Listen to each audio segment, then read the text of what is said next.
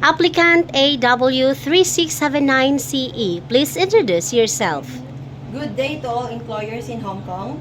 My name is Rosan Dasir, 33 years old.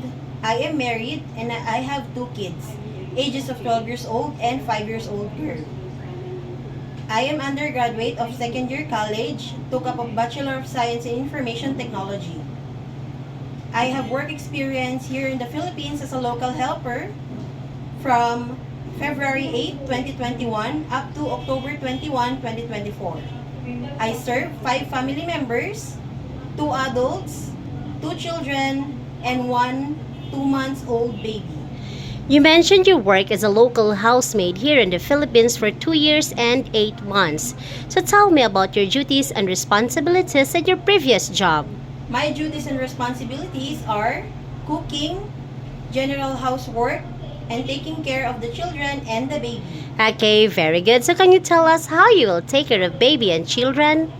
Taking care of the baby are feeding, bathing, changing the clothes, and diaper.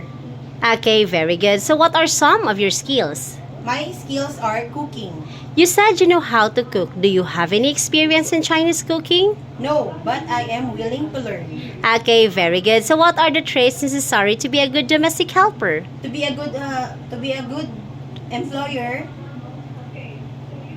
to be a good house helper are loyal, can do multitasking, and hardworking. Okay, very good. So anything else you want to tell for your future employer? To all employers and to my future employers in Hong Kong, please choose me as your house helper because I am loyal, hardworking, and I can do multitasking without supervision of my employer. Thank you and God bless.